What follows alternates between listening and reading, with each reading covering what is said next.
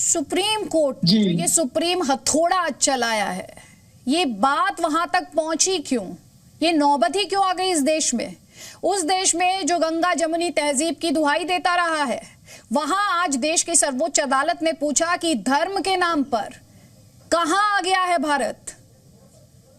आपने बिल्कुल सही कहा आदित्य जी कि जो गंगा जमुनी तहजीब का गहवारा था उसको हम लोग खुद अपने फैसले नहीं कर पाए और आखिरकार इस हिंदुस्तान की सबसे बड़ी अदालत ने फिर उसमें दखल दिया और कहा यह हम सभी को लिए। मैं किसी हिंदू मुसलमान सिख ईसाई या धर्म की बात नहीं कर रहा हूँ, हम सब के लिए हिंदुस्तानी होने के नाते ये बड़ा शर्म की बात है।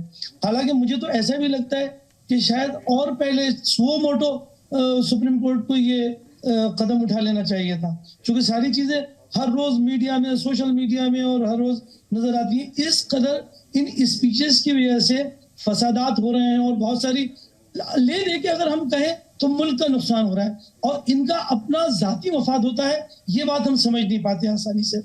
अपना जाती मफाद क्या, जितने सियासी लोग हैं ज्यादातर आप हेड स्पीचेस में अगर देखें, अभी आपने कहा जितना ज्यादा हेड उतनी ज्यादा हिट, तो इन लोगों का ये इन्होंने अपना रवैया बना लिया। ऐसा नहीं था पहले, ये अभी चंद सालों से शुरू हुआ है कि जितना ज्यादा सियासत इस नौबत पर देश को ले आई है।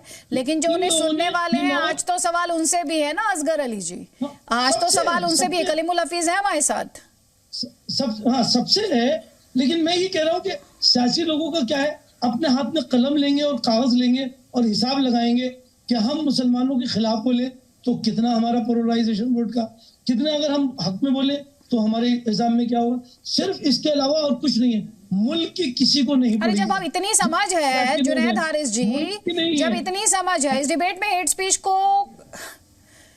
को एक्चुअली कोई सही ठहरा नहीं सकता, ये इतना बेसिक है। लेकिन ये बात समझ नहीं आती क्या? ये जो कॉमन सेंस है, क्या ये अब कॉमन नहीं रही, या हर बात के लिए हम राजनीति को ही कटघरे में खड़ा करके अपनी जिम्मेदारी से पल्ला झाड़ सकते हैं क्या? नहीं, बिल्कुल आप सही कह रहे हैं। मैं बता रहा हूं आपको कि जिस मजहब का भी लोग सहारा लेकर के हेट स्पीच देने की कोशिश करते हैं या फेवर करने की कोशिश करें, तो उस मजहब ने तो कुरान के हवाले से मैं एक आयत आपको सुनाऊं कि अल फितनतु अशद्दु मिनल क़त्ल, हेट स्पीच फितना है जो कि कत्ल से भी ज्यादा बड़ा शदीद जुर्म है। वजह यह है कि उसके जरिए सोसाइटी तबाह होकर के रह जाती है। तो हमारे मुल्क का माहौल ख़राब करने के लिए, लोगों को आपस में लड़ाने का ये जो काम है, ये तो फितना है ना। ये तो किसी भी तौर पर मजहबी नहीं हो सकता। ये सारे के सारे लोग, ये सियासी नहीं, सिर्फ मैं कहता हूँ ये मुजरिमीन की तादाद है। ये मुजरिम लोग हैं, इनकी सज़ा इनको जेल में होना चाहिए। इन्हें सड़क पर चलने का मौका नहीं देना चाहिए जो कि हेट स्पीच देते हैं। लेकिन अब जाहिर सी बात है कि सज़ा देने वाला और सज़ा किसको दे, अगर दोनों ही एक हो जाएं तो यहां से प्रॉब्लम शुरू हो जाती है। ठीक है, ये जो आपने भी यहाँ पर पॉइंट उठाया उस पर मैं लौटूंगी, लेकिन आज ये जो सुप्रीम हथौड़ा चला है उसके बाद कलीमुल हफीज, कमी तो किसी ने नहीं छोड़ी इस रेस में, हेट स्पीच की रेस में। कोई पीछे है क्या? सब बराबर की प्रतिस्पर्धा में है कि कैसे एक दूसरे को पीछे छोड़ें, कैसे हेट उगले और सुपर हिट हो जाए। देखिए आदित्य जी, हेट तो हेट ही रहेगी, लेकिन जब देश की राजधानी में प्रधानमंत्री और गृह मंत्री के नाक के नीचे जब हेट स्पीच होती है, और वो भी सुप्रीम कोर्ट के साथ, यानी जंतर मंतर पे किस तरह के नारे लगाए लोगों ने। उसके अलावा अभी बिल्कुल जो एक सांसद और एक विधायक ने दिल्ली में सुंदर नगरी में किस तरह की स्पीच दी, बिल्कुल क्लियर कट की। उससे पहले कराट प्लेस में रैली निकाल के कहा कि गोली मारो, फिर वो पता चला राज्य मंत्री से केंद्रीय मंत्री बन गए। तो जो सरकार का पूरा रवैया रहा, यहां तक कि एक हाई कोर्ट के जज ने उनके खिलाफ एफआईआर के लिए कहा तो उस जज का ही ट्रांसफर हो गया। तो पूरा जो सिस्टम इस हेट स्पीच को सपोर्ट कर रहा है, यह अफसोस की बात है। सरकार इसमें संलिप्त है, यह अफसोस की बात। सत्ताधारी पार्टी और पार्टी के जो एमएलए एमपी इसमें संलिप्त है, मंत्री इसमें संलिप्त है, यह अफसोस की बात। देखिए, एक अगर आम आदमी बात कहता है तो उसकी सजा, उस पर आप मुकदमा कर देते हैं। उत्तर प्रदेश से शादी वाला बयान किसका था? उत्तर प्रदेश से शादी वाला बयान अगर हो तो जरा सा चलाएं, सुनवाएं भी दर्शकों को। बयान पर नहीं, उस बयान पर आपकी उत्तर प्रदेश की पुलिस ने उस पर मुकदमा कर दिया, लेकिन प्रवेश वर्मा और नंद किशोर बाकायदा उन्होंने ओपनली कहा, ऑन रिकॉर्ड कहा, पूरी भीड़ में कहा, उस पर आज तक एफआईआर तक नहीं की। मैं खुद करा कर आया हूँ, उस थाने में एफआईआर के लिए एप्लीकेशन देकर आया हूँ, आज तक उस पर कोई एफआईआर, कोई मुकदमा दर्ज नहीं हुआ। यानी छोटी सी हेट स्पीच पे तो आप, अच्छा, छोटी सी हेट स्पीच, अच्छा हेट स्पीच में भी छोटी और बड़ी होती है। अच्छा, आप बिल्कुल, अच्छा, हेट स्पीच में भी छोटी और बड़ी होती है और आप उसको जस्टिफाई कर रहे हैं मुझसे, कलीमुल हफीज जी। मैं बता रहा हूं, हेट स्पीच का आप जस्टिफिकेशन दे रहे हैं। अब ये वही वाले हालात हैं जब कॉन्स्टिट्यूशन को सेलेक्टिवली जब सूट करे तो यहां से उठाकर वहां से उठाकर उसके आर्टिकल्स को उठाकर कोट कर देना।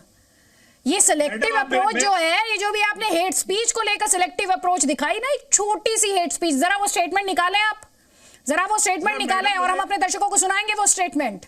और आप ये कह रहे हैं ये छोटी हेट स्पीच थी। वर्मा का भी सुनाइए, नंद किशोर का भी। सर, मैंने आपको याद नहीं, मैंने प्रवेश वर्मा के स्टेटमेंट पर डिबेट की हुई है सर, ये किसी और डिबेट में जाकर कहिएगा। आप जिससे बात कर रहे हैं उसकी अप्रोच सिलेक्टिव नहीं है, तो इस डिबेट में ये आर्ग्यूमेंट नहीं चलेगा। इस डिबेट में ये आर्ग्यूमेंट नहीं चलेगा कि प्रवेश वर्मा के स्टेटमेंट को निकालिए। प्रवेश वर्मा के स्टेटमेंट पर 1 घंटे 15 मिनट की डिबेट कर चुकी हूं, और अगर मुझे सही से याद है तो आप ही पैनलिस्ट थे उस डिबेट में।